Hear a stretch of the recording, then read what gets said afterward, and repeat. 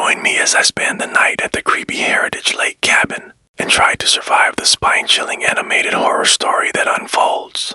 Deep in the heart of the forest, surrounded by towering trees and a serene lake, stands the infamous Heritage Lake cabin. Its dark history and eerie events have piqued the interest of many.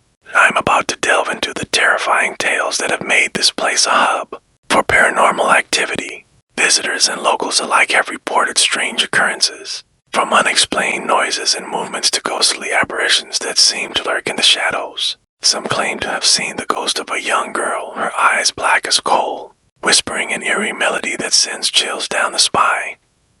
Others have spoken of hearing disembodied voices, whispers in the dead of night that seem to come from nowhere and everywhere at the same time. Doors slam shut on their own and the sound of footsteps echoes through the empty halls. It's as if the cabin is alive, watching and waiting for its next victim. The atmosphere is heavy with an unsettling feeling, a sense of foreboding that something is about to go terribly wrong. Many have tried to explain the strange happenings, but no one can quite put their finger on what's causing it. Is it the cabin itself, or is it something more sinister? Rumors have circulated about a family that used to reside in the cabin, a family torn apart by tragedy and loss.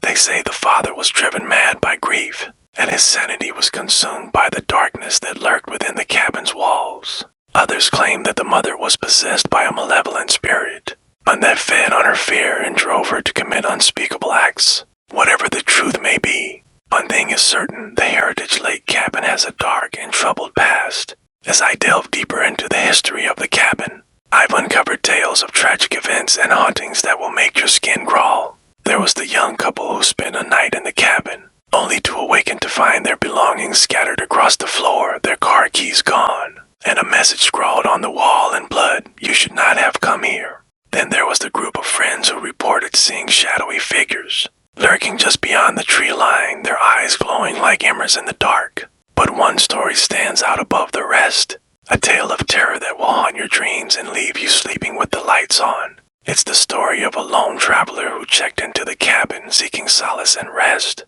He was never seen again, and the only clue left behind was a cryptic message etched into the wall. I tried to escape, but it wouldn't let me. The air is thick with tension as I recount the events of that fateful night. The traveler had arrived at the cabin late, exhausted from a long journey. He settled in for the night, trying to shake off the feeling of being watched. But as he lay in bed, he began to feel an icy presence looming over him, its cold breath whispering in his ear. Panic set in as he realized he was trapped, and the cabin seemed to be shifting and twisting around him like a living maze. He tried to flee, but the doors were stuck, and the windows refused to budge. The presence grew stronger, its malevolent energy suffocating him until he was paralyzed with fear. And then everything went black. The next morning, the police found his car parked outside, his belongings still scattered about the cabin, but the traveler was never seen again.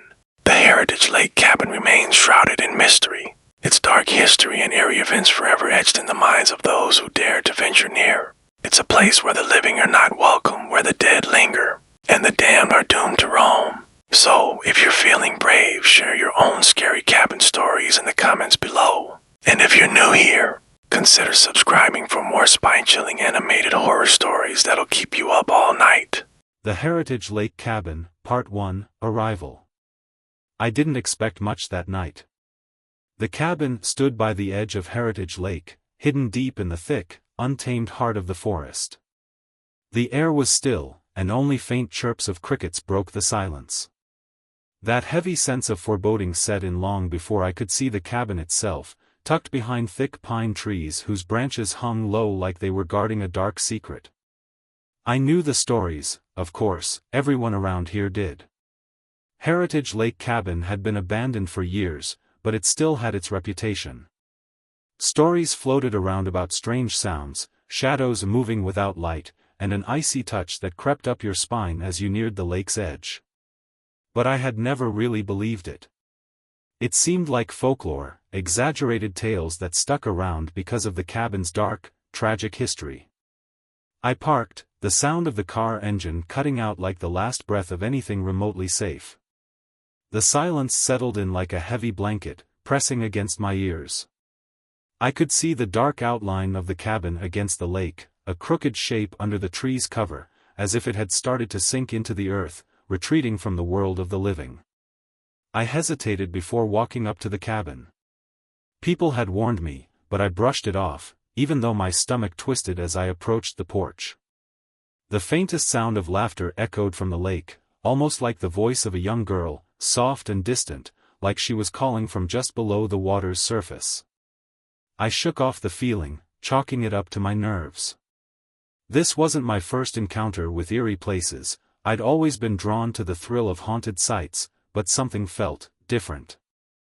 I unlocked the front door, the key scraping against the rusted lock. The door creaked open, revealing the dark, suffocating interior. Dust hung in thick clouds, swirling in my flashlight's beam as I stepped inside. The cabin's air felt damp and stale, filled with the scent of rotting wood and faint traces of something metallic, almost like blood. Each step made the floorboards groan, and an uncanny quiet followed, thickening the space around me like a vice.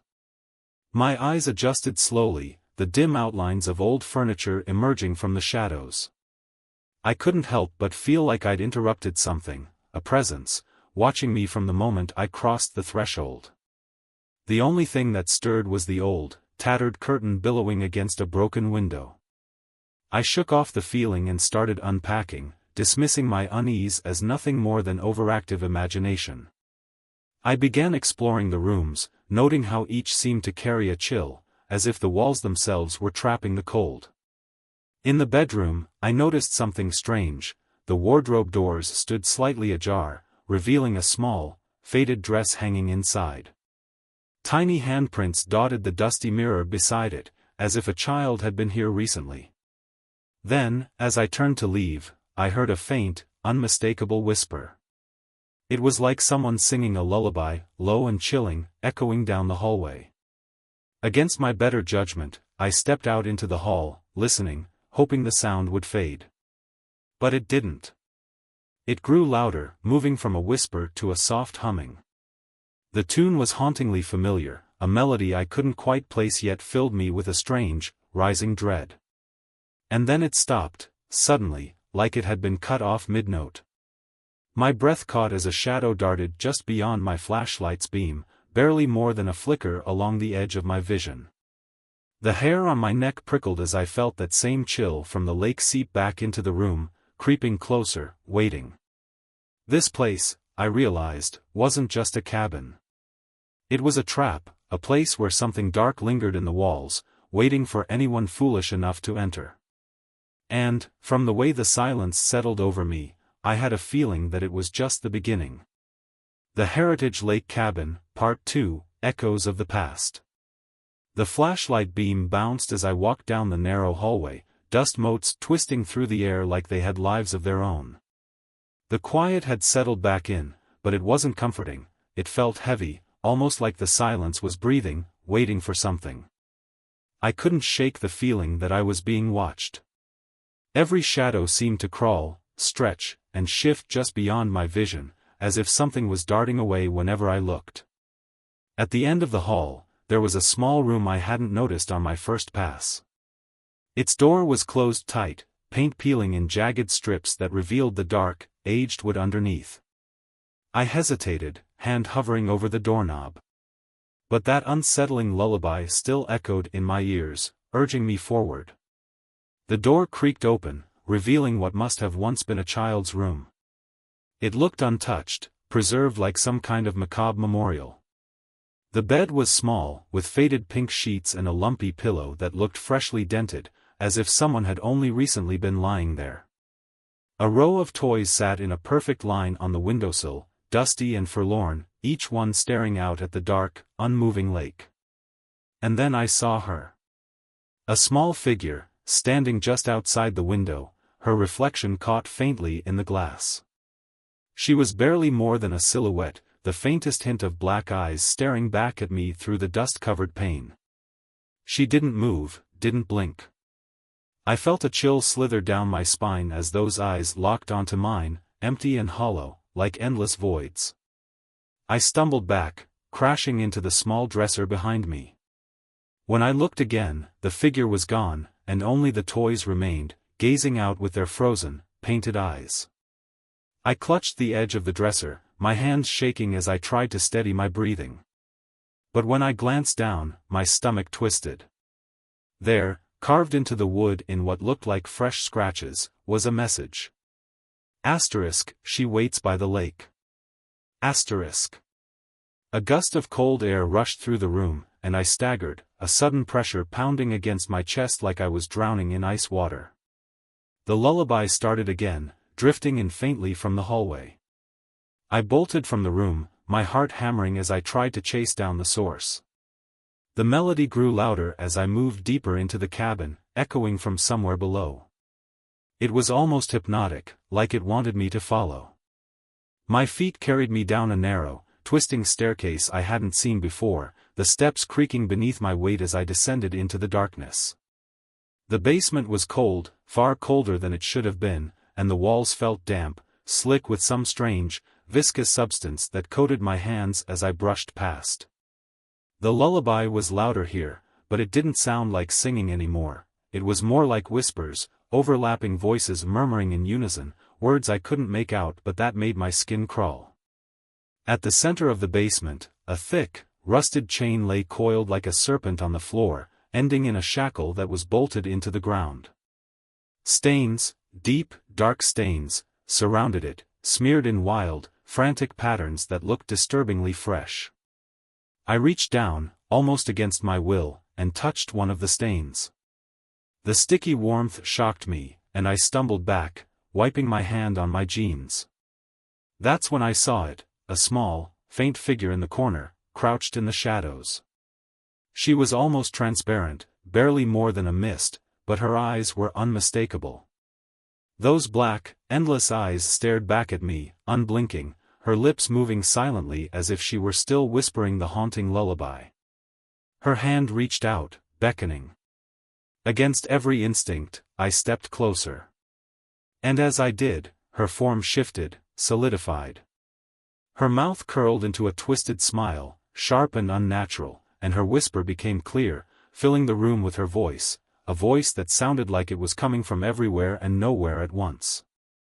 You came to play." Her smile widened, her teeth sharp and jagged. Just like he did. I froze, fear rooting me to the spot as her words sank in. The stories I'd heard about the cabin started clawing their way back to my mind. A man had disappeared here, someone looking for peace, for a place to escape. They'd never found his body, only his car outside, as if he'd simply vanished into thin air. My stomach dropped, the pieces falling together in sickening clarity. The cabin wasn't just haunted, it was hungry. I took a step back, but she tilted her head, her dark eyes narrowing. He tried to leave, she whispered, her voice soft, almost mournful. But I don't like when they leave. I want them to stay. Her figure flickered, and suddenly, I felt an icy grip on my wrist, tight and unyielding. I tried to pull away, but her fingers were like iron, cold and unbreakable. She leaned close, her breath frigid against my face as she whispered one last thing. "Now, you'll stay with me too." And then everything went black. The Heritage Lake Cabin, Part 3, The Night Visitor. I jolted awake on the floor, drenched in a cold sweat, my heart still pounding from the encounter with whatever she was. The basement was dark, too dark, with only the faint outline of the staircase leading up to safety. I felt dizzy, disoriented, like I'd been dragged down to some depth and left to rot. As I pulled myself up, the silence settled around me, but it wasn't empty. It was like the whole cabin was watching, waiting. I staggered back to the main floor, but my relief was short-lived. The air had changed, thicker, almost smothering, like the walls themselves were pressing inward. Shadows stretched long across the floor, morphing and twisting, and I could swear they were forming shapes, figures that looked almost human, yet grotesque, like they were caught in the middle of some nightmarish transformation. Trying to shake off the feeling, I retreated to the living room. My hands trembled as I tried to catch my breath, glancing around the dark, suffocating room. And that's when I saw it, the message scrawled across the wall above the fireplace, the words raw and dripping as if they'd been scratched out in blood. Asterisk, it's your turn now. Asterisk. A chill ran down my spine, my skin prickling as if I was being watched. I could feel eyes on me, pressing into my back, a creeping presence that seemed to seep into my very bones. I spun around, shining my flashlight in every corner, every nook, expecting to see her, the little girl with the black eyes. But the room was empty. Just me and the silence. Or so I thought. A soft scraping sound echoed from behind me, faint at first, then louder, like fingernails dragging across wood. I whipped around, aiming my light toward the source, and saw a small, dark figure moving slowly up the hallway. Her hair was matted, her dress tattered, and her eyes were as black and empty as the night outside. She stopped just at the edge of the light, watching me, tilting her head in that unnervingly curious way. Her lips moved, forming words I couldn't hear. But then she raised a small, pale hand, pointing toward the window. I followed her gesture, turning slowly, dread twisting in my stomach. Outside, past the cracked glass, the forest loomed like a dark sea, trees standing silent and still. But there, by the edge of the lake, I saw movement, figures, dozens of them, emerging from the trees, their forms pale and thin, shuffling slowly toward the cabin. They were dressed in tattered clothes, some in old-fashioned garments that looked decades, even centuries, out of place. Their heads were bowed, faces obscured, but I could feel their eyes on me, the same black emptiness as the girls, and their mouths twisted in silent screams. They drew closer, their feet dragging across the ground, leaving dark, wet marks behind them. And as they neared the cabin, their mouths began to open wider, stretching inhumanly, as if they were preparing to devour the cabin whole. I stumbled back from the window, my heart hammering against my ribs. The girl was gone, vanished into the shadows as the sound of footsteps echoed from the front porch. Heavy, deliberate footsteps, like something was stalking its prey. The handle of the door jiggled, rattling against the lock, and I felt a surge of dread as it slowly turned. The door creaked open, and for a moment, I saw nothing but darkness on the other side. But then a shape emerged, tall, looming, with broad shoulders and a shadowed face. He stepped forward, his movements slow and measured, each step echoing through the cabin. As he moved into the light, I recognized him, the lone traveler, the man who'd vanished all those years ago. His face was blank, empty, as if his soul had been hollowed out, and his eyes, they were black, bottomless pits, just like the girls. He stared at me, unblinking, his head tilting as if he were studying me, measuring me. He opened his mouth, but no words came out, only a low, guttural whisper that seemed to vibrate through the walls. Run, asterisk. His face twisted, the once human features contorting into something monstrous, his mouth stretching wider, the darkness inside him spilling out like smoke. He took a step closer, his hand reaching out, the fingers long and twisted, curling as if to grab hold of me. I bolted, racing down the hallway, my footsteps echoing as I reached the back door. But as I fumbled with the lock, the air grew colder, and a voice, her voice, whispered in my ear. You can't leave, asterisk. I whipped around, but there was no one there, only the shadows stretching across the floor, pooling around me like dark, suffocating water. The door refused to budge, locked tight, as if the cabin itself was holding me hostage. Panic clawed at my chest, but I forced myself to move, darting back down the hall toward the front.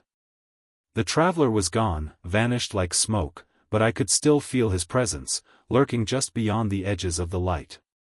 As I reached the main room, the figures outside had gathered around the cabin, pressing close to the windows, their faces pale and twisted, mouths opening in silent, endless screams. They watched me, their empty eyes tracking my every move, their fingers scratching against the glass in a slow, rhythmic pattern that sent chills down my spine. With nowhere else to go, I stumbled toward the staircase, fleeing to the second floor. Each step creaked and groaned, the wood splintering beneath my weight as I climbed higher. The walls seemed to close in, the shadows thickening, darkening, as I reached the landing. And there, at the end of the hall, she stood. The little girl with the black eyes, her mouth twisted into a grin, her voice barely a whisper. We've been waiting, The hallway stretched impossibly long, warping and bending, the walls twisting and writhing like something alive. I tried to turn back, but the stairs had vanished, replaced by a solid wall of darkness. I was trapped, caught between her and the endless shadows that seemed to stretch on forever. Her eyes met mine, and in that moment, I felt a force pressing against me, heavy and cold, suffocating. It filled my mind with images, flashes of every soul that had ever walked into this cabin and never left. Their faces twisted in agony, their voices screaming, their hands reaching out, desperate and lost. And then I heard her voice, clear as a bell, cutting through the darkness. Don't worry, she whispered. You'll never be alone here, As the walls began to close in around me, a single, horrific thought pierced through my mind. I wasn't the first. And I wouldn't be the last. The Heritage Lake Cabin, Part 4, The Endless Night. I don't know how long I stood there, frozen, staring into the girl's dark, endless eyes. Her form wavered, flickering between solid and translucent, a grotesque dance between life and death. It was as if she existed in two worlds, dragging me closer to hers with each step she took down the twisting hallway. I tried to move, to run, but my feet felt glued to the floor. The walls themselves seemed to swell, closing in like the cabin was coming alive around me. A sudden, icy draft washed over me, and in that brief moment, I broke free of her gaze, snapping out of the trance that held me captive. I stumbled backward, turning to find another way out, but the hallway had changed, morphing into an endless, winding maze that twisted in impossible directions. Doors lined the walls, some half open, others barely visible through thick webs of shadow.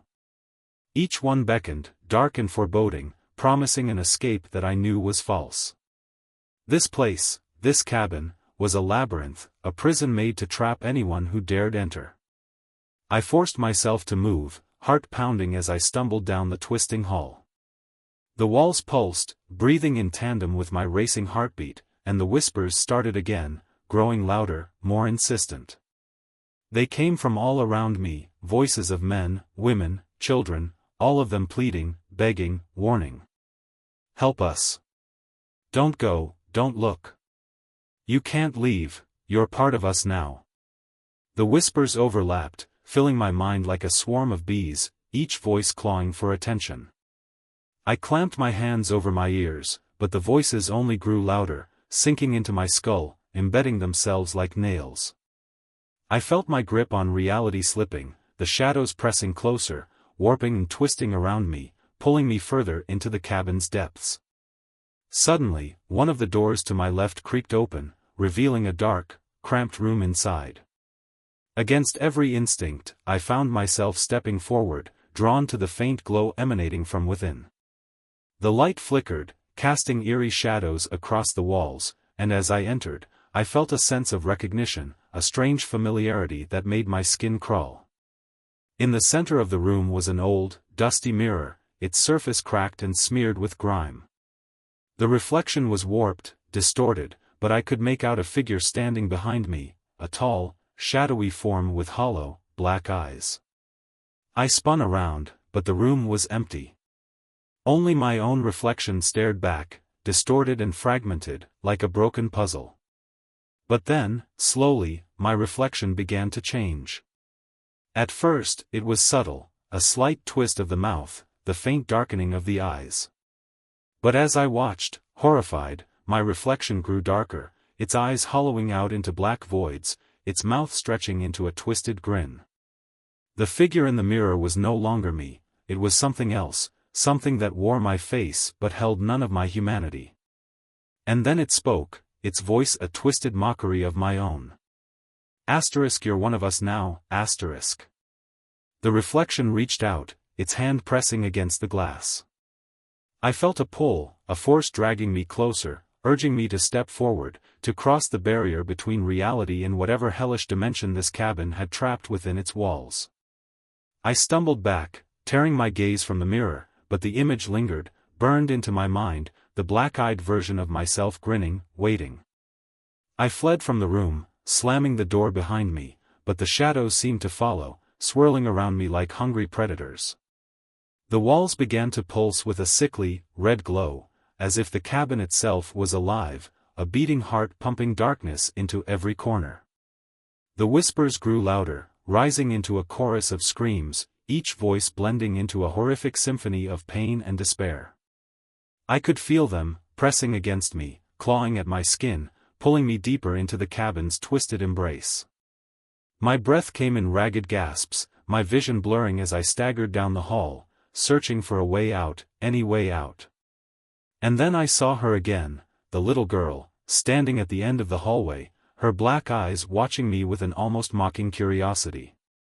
She tilted her head, smiling that twisted, unnatural smile, her mouth forming words I couldn't hear. But then, slowly, her voice drifted into my mind, a soft, chilling whisper that made my blood run cold. Asterisk, do you want to see where they all went? Asterisk. She turned, gliding down the hallway with a grace that was both beautiful and terrifying. Against my better judgment, I followed, feeling as though I was caught in a dream, a nightmare that I couldn't wake up from. She led me through the winding maze, past doors that creaked open to reveal glimpses of horror, faces twisted in agony, bodies contorted into unnatural shapes, eyes hollow and empty. Finally, we reached a door at the end of the hall, a massive, rotting structure that pulsed with a dark, malevolent energy. The little girl stopped, her eyes flicking toward me with a look that was almost sympathetic. Asterisk, this is where they went, asterisk, she whispered, her voice soft and haunting. Asterisk, this is where you'll go too, asterisk. The door creaked open, revealing a staircase leading down into pitch-black darkness. I felt a force pushing me forward, urging me down, and though every fiber of my being screamed to turn back, I couldn't resist. I descended, each step echoing like a death knell, the air growing colder, thicker, as if I was sinking into the depths of the earth itself. At the bottom of the stairs, I found myself in a vast, cavernous room, the walls lined with shadows that writhed and twisted like living beings. Figures emerged from the darkness, faces I recognized, faces I had only seen in faded newspaper clippings and whispers of rumors. The traveler, the young couple, the group of friends, all of them were here, their eyes black and empty, their faces twisted into expressions of eternal torment. They surrounded me, their voices filling the air with a cacophony of pleas and warnings. You shouldn't have come here. It won't let you leave. You belong to it now. The little girl appeared beside me, her hand slipping into mine, cold and lifeless. She looked up at me, her black eyes filled with something that almost resembled pity. It's hungry, she whispered, her voice barely audible. It needs to feed, and we're all it has. I tried to pull away, but her grip was iron, her small fingers digging into my skin as she held me in place. The shadows pressed closer, their hands reaching out, pulling me down into the darkness, their voices merging into one, a single, unending scream that filled my mind, drowning out all thought, all reason. And as the darkness closed in, I felt myself slipping, my own voice joining the chorus, my own face twisting into the same hollow expression of despair. I was part of it now. Part of the cabin, part of the darkness, part of the endless night.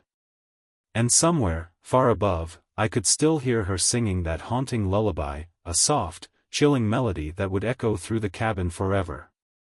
She waits by the lake. For the next one who dares to enter. The Heritage Lake Cabin, Part 5, The Final Descent.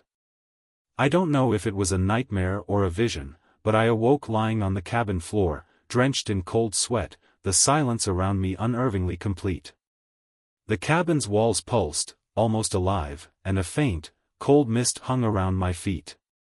I felt hollowed out, like whatever life I had before stepping into this cursed place had been drained from me, leaving only a shell.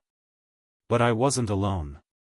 Shadows flickered at the edge of my vision, shifting in the corners of the room. Their shapes were just barely human, twisted and distorted, like reflections in broken glass. They whispered to each other, and I knew, somehow, they were speaking of me. One shadow slinked closer, its movements slow and deliberate, and I felt a chill snake up my spine. I tried to move, to flee, but my body wouldn't respond, as if the cabin itself was holding me in place, rooting me to the spot. The shadow leaned in, its face inches from mine, and in the faint light, I saw its eyes, black, endless voids, just like hers. It spoke, its voice hollow and thin, barely more than a whisper.